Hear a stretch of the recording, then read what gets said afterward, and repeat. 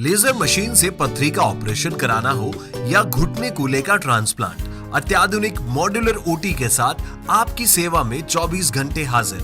सेहत का सच्चा साथी डू किया हॉस्पिटल, गणपति नगर, मंडावा रोड, झुंझुनू। सर्जरी मतलब रविंद्र हॉस्पिटल झुंझुनू। जी हाँ, 20,000 से अधिक सफल ऑपरेशन कर चुके हैं डॉक्टर वीरेंद्र सिंह। दूरबीन द्वारा वयस्क एवं बच्चों के सभी तरह के ऑपरेशन, विभिन्न सरकारी योजनाओं में भी इलाज की सुविधा। रविंद्र हॉस्पिटल, रेलवे स्टेशन के पास, सीकर रोड, झुंझुनू। वो मामला ऐसे था कि पहली बात तो उनके पास कोई अथॉरिटी नहीं थी, क्योंकि उनकी लिस्ट रात को निकल गई थी ट्रांसफ़र की और वहाँ से उनको कार्यमुक्त कर दिया गया था। उसके आदेश हैं, आपको कॉपी मिल जाएगी, उसके नीचे आप स्वयं पढ़ सकते हैं। उनको वहाँ से कार्यमुक्त रात को कर दिया गया था। फिर सुबह मध्या पूर्व मैंने उनका यहाँ से रिलीव का पेपर जो है वो हमने यहाँ से आदेश उनके निकाल दिए, तो वहाँ से भी रिलीव हो चुके थे और यहाँ से भी हो चुके थे।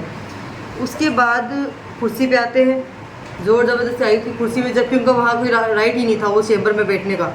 फिर भी वहाँ आके बैठते हैं, सारी फाइलों को वहाँ उठा रही है, पटक रही है, सारे काम कर रही है फाइलों के साथ में, जबकि उसके पास कोई अथॉरिटी नहीं कि वो नगर परिषद में कोई भी आके ऐसे कैसे फाइलों को देख सकता है।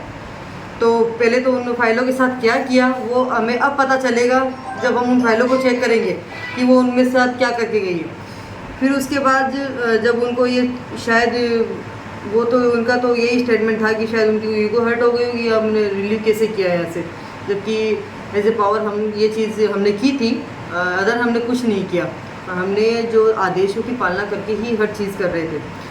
उसके बाद उन्होंने अचानक से पूरी टीम को इकट्ठा किया, अधिकारियों को धमकाना करना, किसी को सस्पेंड करना, बेचारे अधिकारियों को सबको इकट्ठा करके चैम्बर में और सबको डराया धमकाया, उनको फोर्सफुली अपने साथ लेकर गई, उनको दबाव में डाल के, और एक कॉम्प्लेक्स जो मेरे रिश्तेदार का है उनको सीज करवाने के लिए वहाँ पहुँच गई। जब मैं वहाँ मौके पर पहुँची तो मैंने सिर्फ उनसे यही सवाल किया कि आपके पास क्या अथॉरिटी है कि आप इसको सीज करने आए हो। पहला क्वेश्चन मेरा ये था उनसे कि क्या इनको आपने अंतिम नोटिस दे दिया, क्योंकि जो सीज की कार्रवाई है वो स्टेप बाय स्टेप होती है, तो पहले उनके पास इस चीज़ का कोई जवाब नहीं था। दूसरा मेरा क्वेश्चन था कि आपके पास क्या अथॉरिटी कि आप इसको सीज कर सकते हो, आप कौन हो, आप यहाँ तो आयुक्त नहीं हो, आपका ट्रांसफ़र हो चुका है तो आप तो ये कर ही नहीं सकते। ट्रांसफ़र के बाद कोई भी अधिकारी आके उसी जगह पे सीज की या अन्य कोई भी कार्य कैसे कर सकता है। बस इसी बात पे और उन्होंने थोड़ी सी झपटा झपटी हो गई और बात को उन्होंने कहाँ से कहाँ पहुँचा दिया। एक मैडम, जो कल आप बता रहे हो कि फाइलों से छेड़खानी उन्होंने की है आकर, तो पहले भी इन पे भ्रष्टाचार के आरोप लगे हैं, तो ऐसी आशंका हो सकती है क्या कि कोई गलत कार्य वगैरह भी हुआ हो? मैं इस पे कोई अपना स्टेटमेंट नहीं दूंगी, क्योंकि जब तक हम उन फाइलों को पढ़ नहीं लेते, क्योंकि उसके बाद हम लोग अभी आए हैं और जब नए कमिश्नर आ जाएंगे, अभी ज्वाइनिंग हो जाएगी, उसके बाद हम उनको दिखाएंगे फाइलों को और आपके साथ उनको साझा ज़रूर करेंगे कि उन्होंने उन फाइलों में क्या किया है, क्योंकि कल को क्या पता किसके साथ उन्होंने तो जो आक्रोशित होके जो उन्होंने उन फाइलों में कुछ लिखा हुआ है, कुछ भी फैसला लिया हो, उसका हर्जाना ना जाने कि इन बेचारों को भुगतना पड़ेगा। लेकिन हम इस चीज़ को हम लोग छोड़ने वाले नहीं हैं, किसी के साथ अन्याय नहीं होने देंगे। यहाँ हमेशा न्याय हुआ है हमारे कार्यकाल में और हमेशा वही होता रहेगा, ना किसी अधिकारी कर्मचारी के साथ होने देंगे।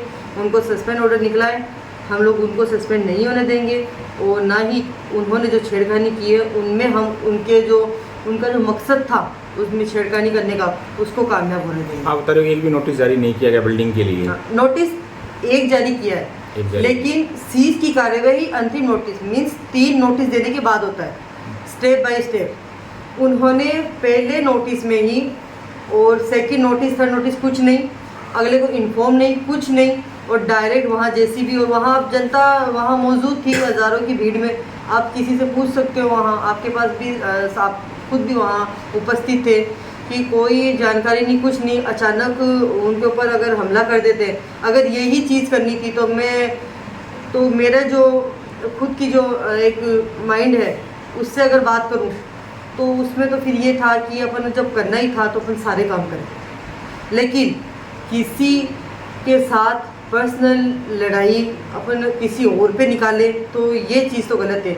बिना वजह किसी दूसरों को परेशान करने का क्या मतलब जब आपकी लड़ाई मेरे साथ थी या फिर मेरे साथ कुछ भी आपकी कहा सुनी है, कुछ भी है, XYZ कुछ भी, आप मेरे साथ यहाँ सॉर्ट आउट कर सकते हैं, न कि मेरे रिश्तेदारों को जाके परेशान कर सकते हैं। ये अथॉरिटी तो उनके पास पहले भी नहीं थी और अब भी नहीं होगी। ठीक है।